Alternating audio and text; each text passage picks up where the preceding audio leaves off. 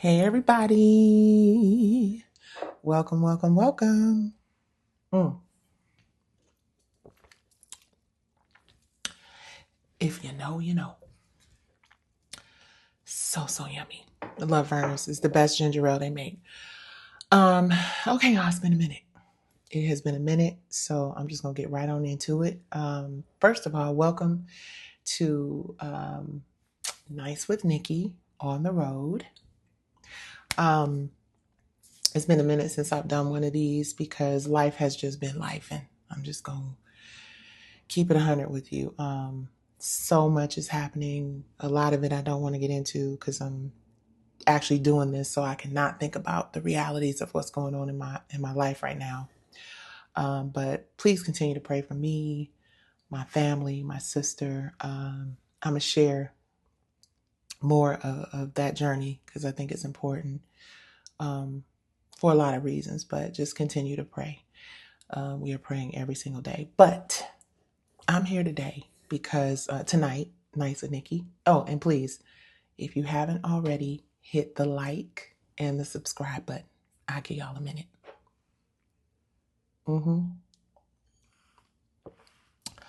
Thank you very much. Oh, and then I need to plug this too. Our Cash App is Fight number 4 WIRF. Fight number 4 WIRF. $, of course. We are viewer supported. Thank you guys. Our numbers have been growing on YouTube. We are getting close to that 20,000 subscribers. So thank you, thank you, thank you. I know for a lot of channels that's like nothing, but we love it. We're very grateful for it. Lots of content. Team is always uploading some stuff. You guys are really digging that from the bottom up content, and I love it. And also, we've been posting some content from the Ladies of R&B tour, which has been going great. Thank you to Young Fly Entertainment, our incredible management team, my sisters in song, Erin and Alexis. We've been documenting a lot of this journey. So much to share. I'm actually doing a Diary of a Diva documentary that has been, I've been capturing my journey. I've been capturing the journey over the last 4 years. I mean, we'll go back even farther than that because it's a lot of vintage archival content coming. You guys, we got all 3 seasons of From the Bottom Up coming. We got behind the scenes, the beginnings of R&B Divas, even when we did it at a little hole in the wall theater. Soulkins Cabaret was many people don't know, but Soulkins Cabaret actually gave birth to R&B Divas. So you guys will see that. And, you'll definitely, I think people are going to be shocked and surprised when you see the first episode, well, all the episodes, but the first episode of Diary of a Diva, which has been documenting my journey through my case and all the horrible things that I've had to endure in that process. And it's interesting. I was having a conversation with someone who actually reached out to me who, kind of like how it's funny. It's kind of like how Tyler Perry said with Angie Stone, like, I didn't know all this was happening and I'm outraged. Some folks that, I was really surprised to hear from reached out to me and were unaware of my case, or the details of my case and the fact that I wasn't allowed to go to trial. And they reached out to actually lend a helping hand. So I'm in the process of deciding whether or not we are going to continue our march in the direction of the Supreme Court. It's a few conversations that my attorneys are having with the other side, and we'll see where it goes. But either way, I posted this maybe a week or so ago, and I talked about reciprocating energy, right? And what I mean by that is, so often you hear, when they go low, you go high, or, don't let anybody bring you down to their level. You get that a lot, right? Especially when you're trying to walk a walk of positivity and being light and spreading love, which, contrary to what motherfuckers who I actually stand up for myself against think about me, I am a person who walks in a space of light and love and positivity. But I also have the ability to dwell at the bottom. Thus, our nonprofit From the Bottom Up. I think that's what kind of shakes people about me. It was the thing on R&B Divas that made people love to hate me. Operative word, love to hate, because we know where the franchise went when I left. We're gonna talk about that too. But I'm just in a space of reciprocating the energy that I get from people. So with respect to my case, with respect to my life in general, I'm gonna meet you where you meet me. If you bring me water, we flow. If you bring me fire, we burn. It's just always how I've been. And now watching my sister's journey through glioblastoma, which some of you know I've shared. She's been fighting since October 2023. A lot of, a lot of scary moments, a lot of questions about why. But what I've noticed and received is that my sister is the most fearless person that I know. Because when she got her diagnosis in September 2023, she knew what the prognosis was, and her whole journey was about making memories and being strong and not falling apart and not letting it stop.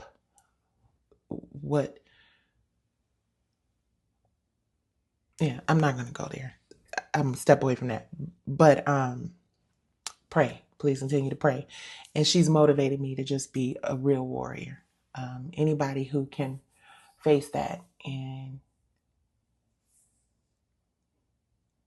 be as strong as she is just such an inspiration. And you guys will see it because we've been kind of documenting certain parts of the journey, because it is a rare and very aggressive and devastating form of an incurable form of brain cancer. So I feel like because it's affecting more women of color, more women, it's important for people to share their experiences and their journey. So you'll be able to see it on our channel. So please make sure you subscribe and you hit like. But we'll get into that when the time comes. Tonight, I want to talk a little bit about the entertainment industry and the impact of the entertainment industry on our community, right? It's interesting because I saw a post on YouTube, and you guys, if you search it out, you'll find it. It's something like Nicci Gilbert shares all the dark secrets of R&B divas. And it's one of those clickbait, what do you call it, AI things, I think. I don't know.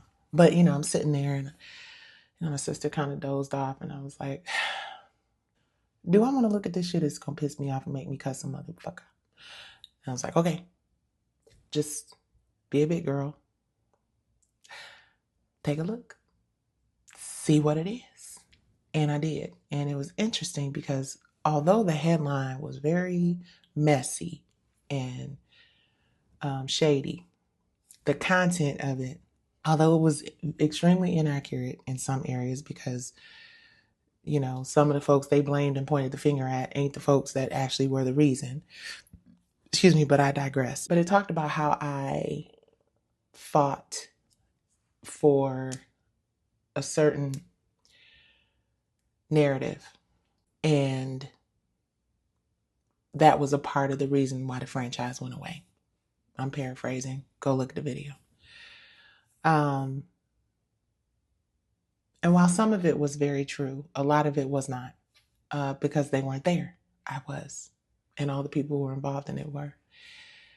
And the one thing that stood out for me was kind of talked about where we were then and where each of us, where we all are now. And I kind of figured that, once Angie's tragic, devastating passing happened, that there would be this influx of interest And all of these stories. Y'all got so many stories out here. Child, y'all in these damn stories. Most of y'all just out here talking and don't have no idea what the hell y'all talking about. But let me not get in the way of somebody else's bag. But for real though, y'all really need to chill because y'all tripping. But the one thing it had right was the reason the franchise fell apart. And the reason it fell apart was because I've said this before, and it's interesting because people really will believe what they want to believe no matter how much truth you tell them. So I've just learned that, you just share the truth, and those who are interested in hearing the real story and the actual truth from the people who lived it will get something from it. And those who don't want to hear the truth will have an opportunity to post a shady ass comment and feel good about themselves for doing that. But the truth is, it did fall apart because the heart and the soul of what the franchise was created to be was ripped out of it. And it was ripped out of it because people became more concerned about ratings, which are important, but not just ratings, following a trend of train wreck television that we didn't need to follow because we had something special. We weren't just a group of women with a whole lot of money, spending money shopping, going to lunch, arguing. We were friends.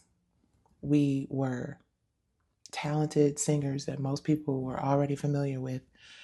And we were really, truly working to rebuild our lives and our careers and do something really positive with either the Whitney Houston Academy or going on tour and empowering women facing all sorts of issues. And somewhere along the line, we allowed the shiny shit to distract us from this very real, authentic, genuine sisterhood, very real, authentic support that we had for each other. None of us was perfect.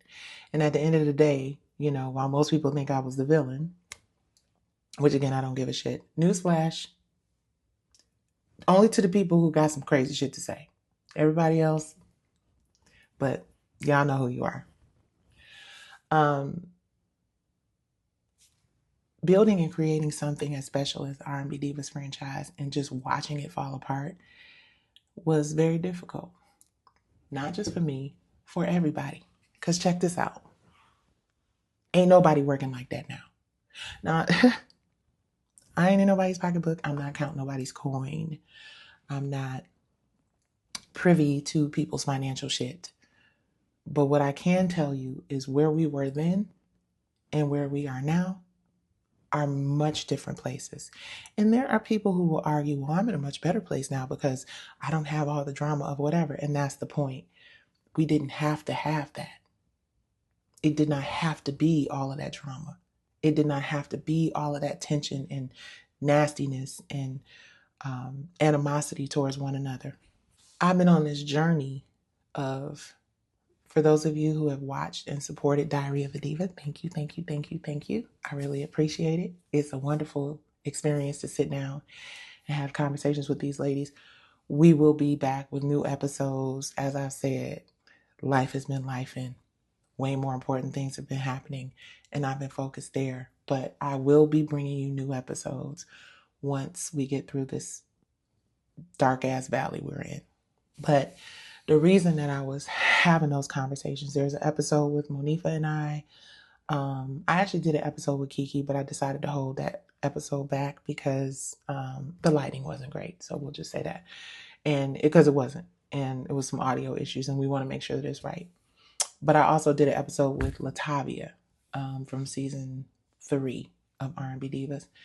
And my goal is to talk to any of the ladies who want to share and have a conversation, because while they were talking about, what a cultural phenomenon the show was.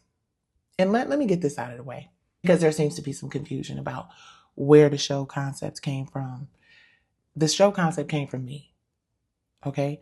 No disrespect to anybody involved at the network level, the other producers, whatever, but the idea for the show, the casting, decisions in the show, all of that was here and here. Okay? I don't know why we have such a problem giving Black women their credit and their flowers when it's due, which we're going to get into that too with Angie and some things that have been said recently. But yeah, for some reason, when Black people, Black women in particular, speak up about something they created or something they did or something they wrote or something, whatever, people actually get an attitude with them about saying, no, I did that. That was my idea. That was my thing, right? But if we were others, yeah, great job. But with us, it's who she, all of that. But that's why you got to get the trademark. So it don't matter what the people saying. What matters is what's on that piece of paper. And I had to learn that the hard, long way again. And I know some people out there just cringing at the thought that I own the trademark to R&B Divas now. Some folks who's like, I will never work for that bitch. Oh, well, go over there. Because that's what it's going to be if I have anything to say about it. And I don't know why it's a problem when a woman says, well, if this is my brainchild, then technically you work for me.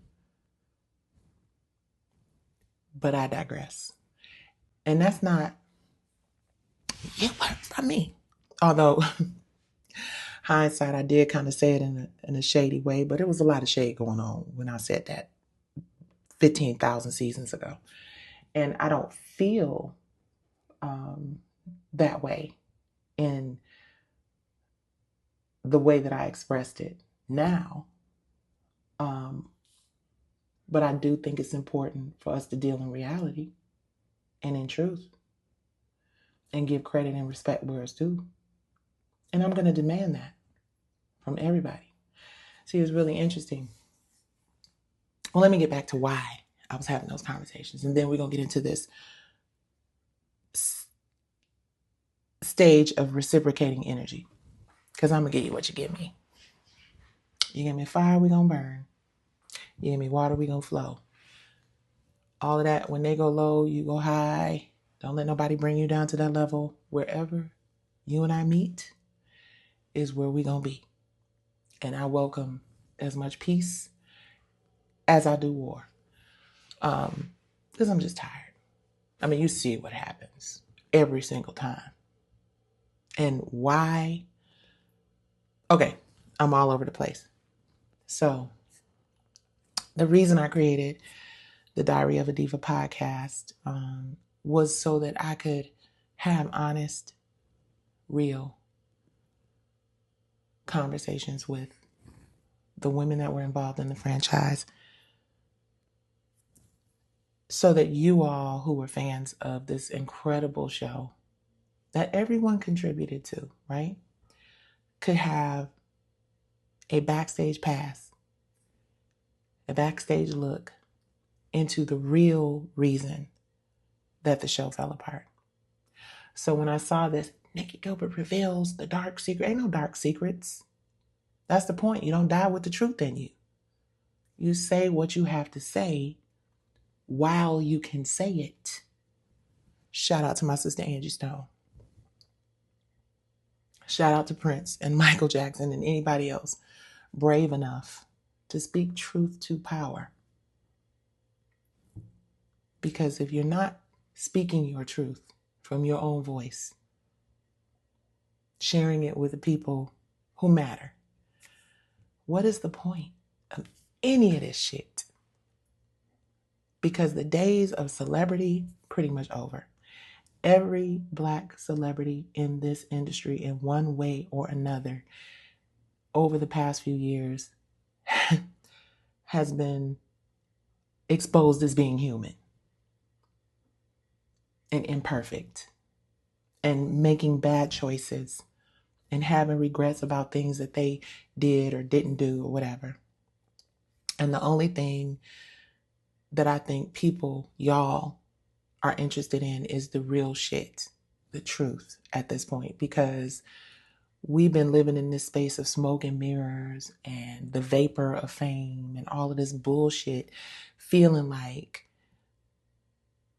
something, we're not getting the whole story. So I've always prided myself in sharing my truth. I'm not speaking for nobody else. So that's the reason I created Diary of a Diva, so that I could sit across from other women who participated in this incredible franchise and get an understanding of what their experience was like. And not everybody had a bad experience. Some people really enjoyed it. You know what I mean? But other people from R&B Divas, many people from R&B Divas felt like the franchise negatively impacted their lives in a lot of ways. And I'm saying that because Angie and I were actually supposed to we had one conversation on my show, She Speaks Live. I'm so grateful that we had the opportunity to really sit down with one another and love on each other and give each other our flowers. If you have not seen that, pause. Please hit like and subscribe. And after this video, go check it out because it's a beautiful conversation. If I do say so myself, and it was so important for us to have it, but we had that conversation like, what was it, 2018 or something? It was a while ago. And we both had learned so much and experienced so much between that time. We were going to have another conversation about it. And unfortunately, something happened with my sister and I had to go home. So the day we were supposed to do it, I had to reschedule it. And I hate that because I was like, damn, I really wanted to have this updated conversation with Angie. But we did have a really long and beautiful phone conversation, right? And I'm gonna keep it all the way real with you guys. It was right after Angie posted the video that's kind of going viral now, where everyone is assuming a bunch of shit. But I know from our conversation, and I'm sure, you know, there are other people that she spoke with who also like, yeah, okay, that ain't what it is. But anyway, and I remember Angie saying, you know, talking to me about pursuing her ownership and pursuing, you know, her, what belonged to her. You know, Angie's been in this business for so long, longer than most of us, and she was a really prolific songwriter, an amazing singer, an amazing woman, an amazing spirit. And she, like so many of us, did not believe that she was being treated right and she was being paid properly. And Angie was tired of having to go on the road, not tired of singing, not tired of being an artist, you know, not tired of spreading her amazing gift with all of us. But she was tired of feeling like it's something that she had to do in order to leave a legacy behind for her children and in order to, quite honestly, sustain and maintain, you know, her life, her home, her finances. And I'm not going to go really deep into the intimate parts of our conversation because that's whack. But some of the things that she stated publicly was that, you know, she was pursuing justice for herself. And I'm going to be honest with you all. During our conversation, I didn't advise her against it. I warned her about how difficult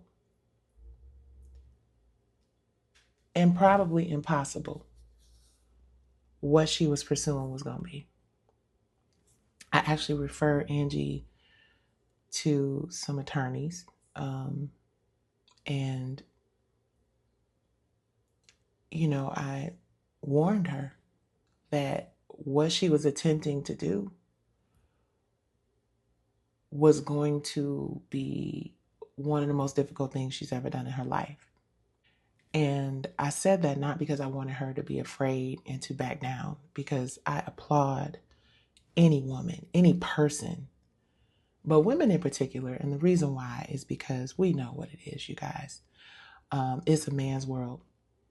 It is a white man's world.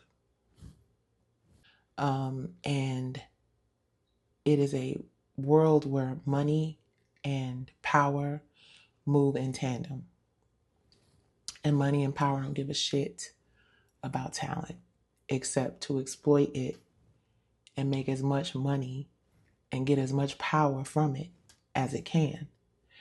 I explained to her that my big lesson was that if you don't have that kind of money and that kind of power, the chances of you having a fair outcome in a trial or even going to trial at all are slim to none. And as much as I wanted her to get what she felt she deserved, something in me wanted to say, figure out another way or let it go. Because you can't compete with billions and billions of dollars in a judicial system that has the power to take your opportunity to have a fair trial away from you just like that. Now, we're different people and our situations were different. But the reality of what it takes to take somebody that powerful to task, especially when you got a lot of other things going on, health issues, financial stuff, it just, I wanted to be honest and truthful with her and just let her know that it was going to be very difficult. But I will say, in true Angela Laverne Brown Williams Stone form, she said, I'm ready. She said, I'm ready. I'm going to do whatever I need to do. And another thing that we talked about, so we can kind of get on the subject of what Tyler Perry said at her funeral, was she talked about how disappointed that she was that she didn't get the attention after posting her video that she had hoped that she would get from people who are supposed to love and support and have her back and be there for her. Now, Tyler said he didn't know. And I don't know when he saw it. I wasn't there. So I don't know when he saw it. I don't know when it was brought to his attention. So this isn't like, an attack on his commentary, right? But when Tyler said he was upset and he was angry when he found out, it just made me think about, in fact, we joked around when in our interview, when we gave each other our flowers, and she's like, call her, Tyler, call her, reach out. She said, I'm waiting for Tyler to reach out, and people are busy and people got their own stuff going on. But I think as a collective, just our community in general, the struggles and the challenges that creatives, Black creatives in particular, have faced due to the unfair practices of the entertainment industry have been going on for years. Years and years and years. I believe it was Mama Morton, Ain't Nothing But a Hound Dog, and Elvis Presley, and Prince and his battle, and Michael and his battle, and everybody in their battles. This battle for intellectual property rights and fairness has been going on for years and years and years. So for anybody in our community to not be aware that this has been going on begs the question, do we not see things because we don't want to see them? Do we not repost, retweet, share, advocate while people are here and need it most because we are concerned about what opportunities that might impede or fuck up for us. Again, this is not me speaking specifically about Tyler, because again, I don't know when he found out. But it brings another question to mind. Why is it that we only talk about it publicly and advocate for it in a big way after these artists are gone?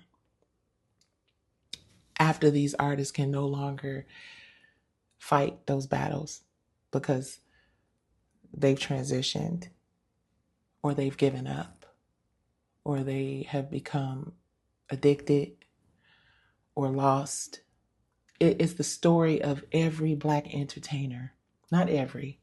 It's the story of the vast majority of Black entertainers, that they are broken down, creatively stripped of their IPs and their gifts and their songs and their royalties. And the minute they gone, it's like, did you know that? What we all knew. We all know Angie's story is 75, 80% of this industry story. And my question is, when, and again, I don't just mean Tyler, because there are outlets everywhere that are like, hey, did you hear? And this might have happened, and they got da da da da da. No, listen, we as a community have to get into the practice of believing people when they say it the first time, and supporting and advocating for those people. Because if we had supported the people before Angie Stone, who talked about the inequalities in music and entertainment, then it might have been easier for her. Maybe she could have avoided some of those pitfalls. And now, are we going to change anything because of what we know happened with Angie? Or, I'm sorry, let me be careful about how I say that. Because of what we assume happened with Angie? What's the solution to the problem? It's great to say, this is unfair, this is not cool, I'm angry about this. What actionable steps are we as a community prepared to take to see to it that this does not continue to happen? Because I know for sure that that's what Angie Stone, she wasn't just concerned about Angie. She was tired of it happening to everybody. In fact, she's like, Nicci, I watch you go through it. I watch such go through it. I'm tired. And this ain't right. And we shouldn't have to work until we're 80 and 90 years old.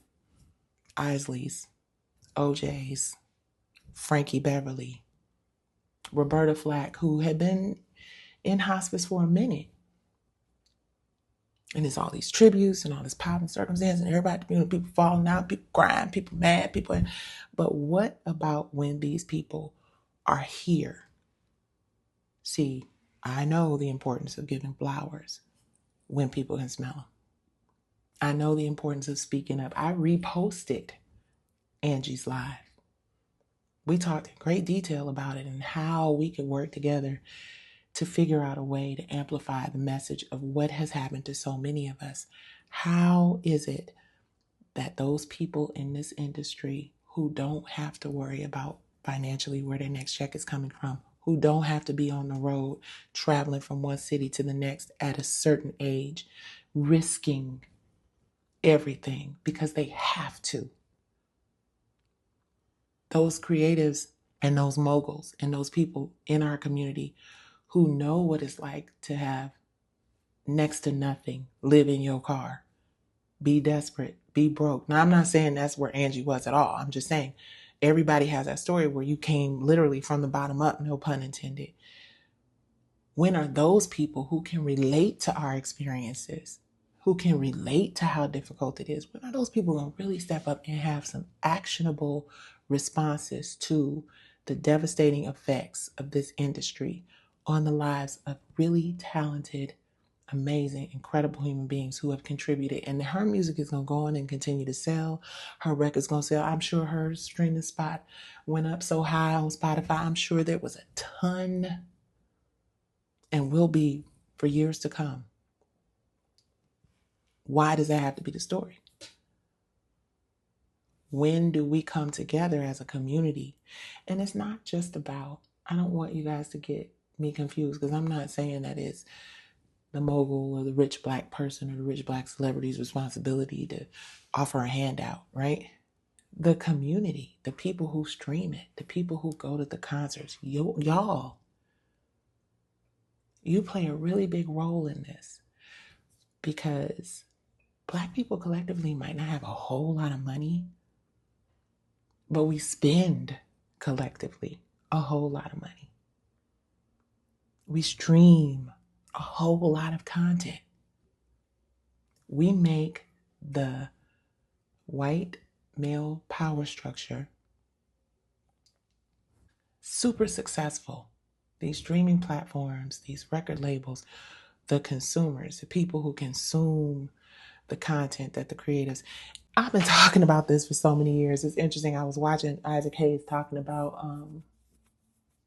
he was talking about 35-year copyright. And he was like, I've never heard anybody speak on this. Y'all need to know. I've been hollering about this 35-year copyright and the ownership but because my queue isn't as high as the next person's, because my reputation from R&B Divas has been so damaged, because people just think I'm talking out the side of my fucking neck, and I've been in this industry for 30 years, very clear on what needs to change and how that needs to happen. But we've gotten so caught up in deifying the popular crowd that the people who have been boots on the ground, no Roger, no rerun, no rent, this is what's happening and this shouldn't be happening, get ignored until somebody who's been able to pay for the exposure or been able to clown their way into popularity speaks the language.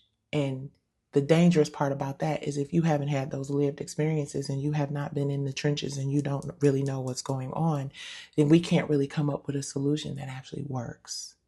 Because everything you're doing is performative. Everything that you're doing is for attention for some other shit that you're doing on the side. And it has had a devastating effect on our community, because we don't find our information or get our information from reading books. We get our information from social media, from music, from stories on television. And all those stories, a lot of those stories are being told by the same people over and over and over again in different ways. What better time than when people are focused on what has happened, when the headlines are talking about how important it is for us to treat people right and make sure people get their money, and how angry people are because that didn't happen. What better time than that to say, hey, over here, remember me? Hey, yeah, me. Because I know how she feels. I know what it means to work with someone, to pour your heart and soul into their creative ideas, and to have them treat you like a piece of gum on the bottom of their shoe. We've had similar experiences with some of the same people. And to hear a person acknowledge the struggles of someone after they're gone. If I'd have known, I would have. Okay, here's an opportunity for you to make good on that. And it would be a powerful statement to acknowledge, I see how you could feel that way. Let's figure out how to fix this. Let's figure out how to be the example of coming together and acknowledging where things went wrong and figuring out a real, authentic, genuine way to fixing this issue. That's a powerful moment. That's a powerful statement. That is a great way to honor those who are no longer here, who were having that fight. The story is the same. Black women not being paid properly for the contributions that they make in an industry that makes billions of dollars off of our creative ideas. It's interesting, back to the video of, oh, Nicci Gilbert drops all the tea on what happened with R&B Divas. That's a classic example of 30 creative women, when you add up all the people who have been a part of the franchise, who had an opportunity to rebuild their lives and had a platform to share their stories and to share their gifts and to share their talents. And it was ripped away from them because people didn't want to just be fair and amicable and do what was right. Instead, they challenged me, thinking that I was going to back down, and I leaned in, as I always do and I always will. And that impacted so many people's lives and so many people's careers. And there are people to this day who'll be like, I don't care. Oh, well, I don't ever. Girl, bye. What R&B Divas wouldn't do for your career today. I said it. Because ain't nobody out here in these streets selling Beyonce concert tickets. And the more difficult things become in the economy, the more difficult it becomes to sell those tickets. Now, thank God that we have been doing great touring with the ladies of R&B. But again, that's an ensemble of several women coming together, letting the ego out the door, and doing what we do best, getting on that stage and entertaining people. And that, the reason that has worked is the same reason why R&B Divas worked.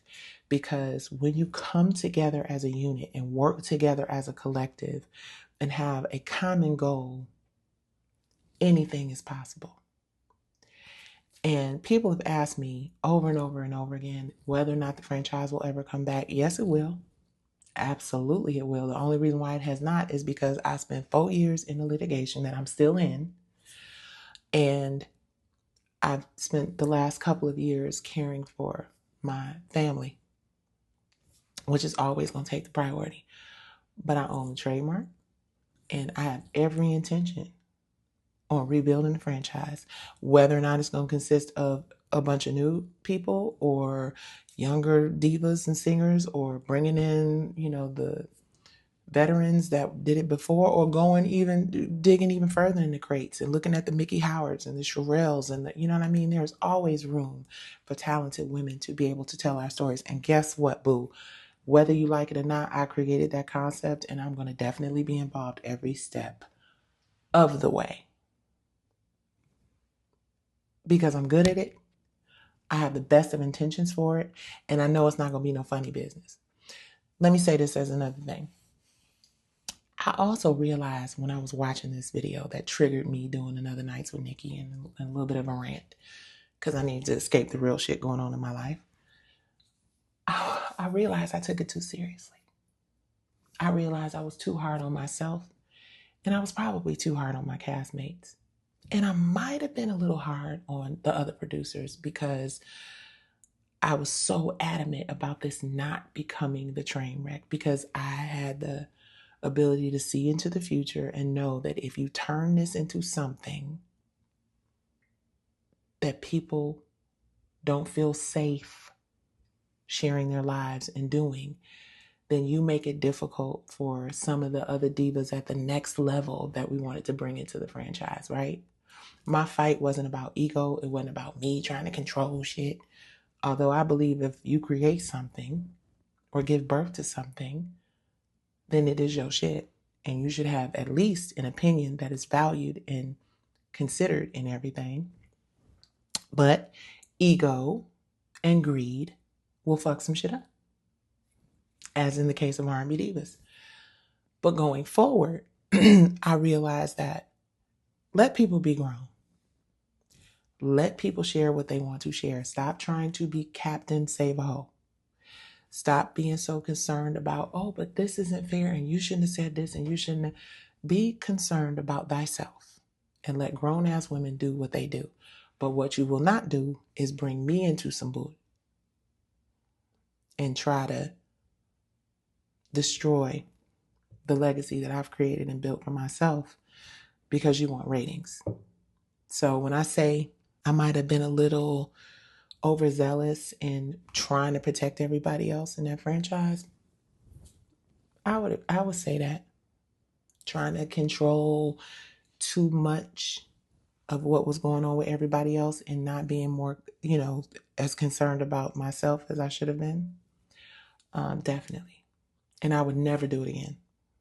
I think at this point, like I said, we all grown. So what you give is what you give. And I'm not ever going to put myself in a situation where I'm defending other people at that level, because I realized that when the shit hit the fan and things went haywire, wasn't nobody standing in there like, hey, Nicci created this show and she created this opportunity for us, and what you're doing is not right and you shouldn't be doing that. Didn't nobody say that shit but Faith and Kiki. Everybody else didn't know, like Tyler didn't know, and it's interesting because